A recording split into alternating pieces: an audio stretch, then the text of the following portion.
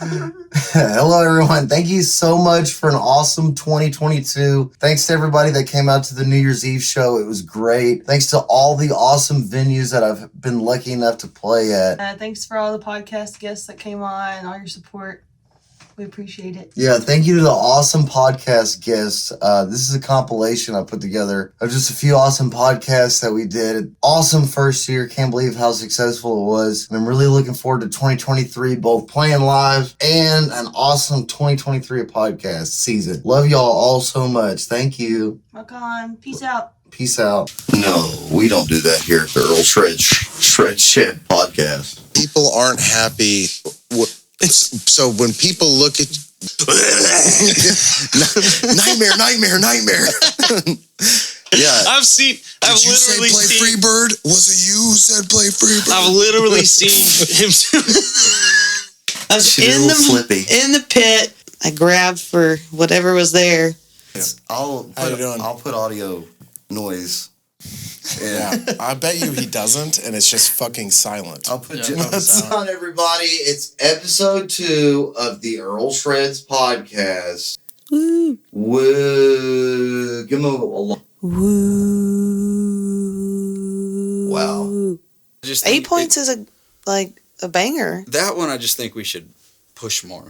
Yeah. 8 points? Yeah, oh, dude, yeah. Great honky tonk. I think that one's just like, bro, when Mason says, thank you, Mason, it means a lot. It really, and he knows, that's why he says it. When he says, like, I wrote it. Whenever it's majestic in some way. Yeah, it's like my NFL running backs. As soon as they grab the ball and there's this moment in time where they're about to get hit, but like everything's happening so fast that they're moving natural. All of this is actually just happening naturally. Yeah. Like, and that's just happening at a really fast level, but your music, this is the same thing. It's those, like, with music. like they completely rob you of like your ownership of what you create, you know? Oh, first thing you do when release that does not do as good as what they signed you for, they're going to, hey, you should stop doing this bit you're doing. You should stop that. Here's what our other artist he's doing. You should, and he's got his last video got 6 million views. You should do this. Fuck that. Yeah, it's I was into that. I was there with my ex-boyfriend at the time. Insert tiny violin. In the arms of... Yeah, let's talk about that show. Do you remember anything from that show? I remember Cody Canada played for 3 hours straight, and it was his first gig back from COVID, and he didn't want to stop playing, and it was an awesome show. And a friend of mine ran on stage and gave him a big hug. Yes, I remember that. At the height of COVID. She hasn't bathed since then. shout out to soap.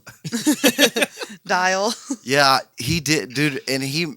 Yeah. So if they're coming from that standpoint, that's well. I think it's also too like having different musical interests because it went against her. What did you say, dude? Oh, dude, I couldn't even remember. I mean, I used to say so much shit, dude. Mike said he had 6 30-day bans so far. Oh, he's always constantly banned. That's funny. So, Mike, I think that might say more about you than it does about Facebook, bro. Facebook. That was the title. That was the name of the group. It was Assholes Unite. This I love was probably groups like that. Probably 10 years ago, and it was basically I invited the people that I knew, and dude, it grew to like 2,000 or 3,000 people, and it was like.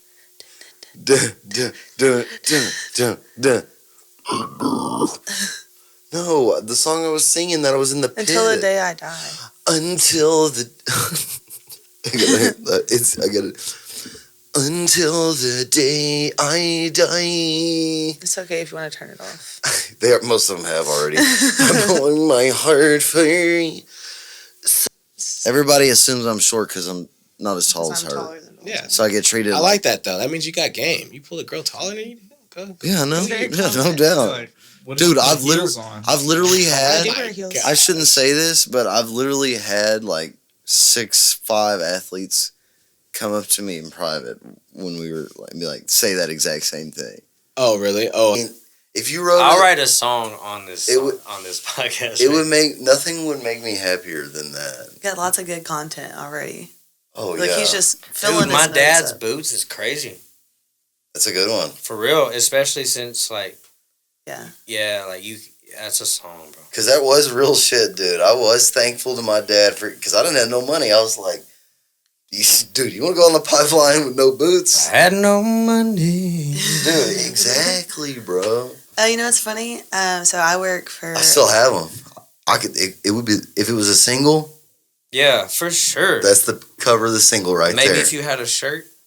Oh yeah. And if he has some type of hard hat. Okay, no, just like the boots. Before you interrupted me, that's what I was gonna. Writing stuff people can connect with.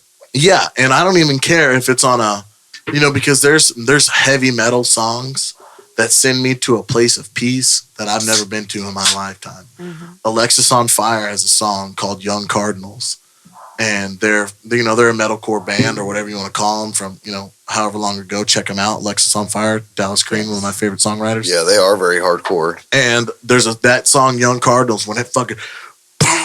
Oh, young cogs. So if you wanted to record a show live, is that something that you think you could do?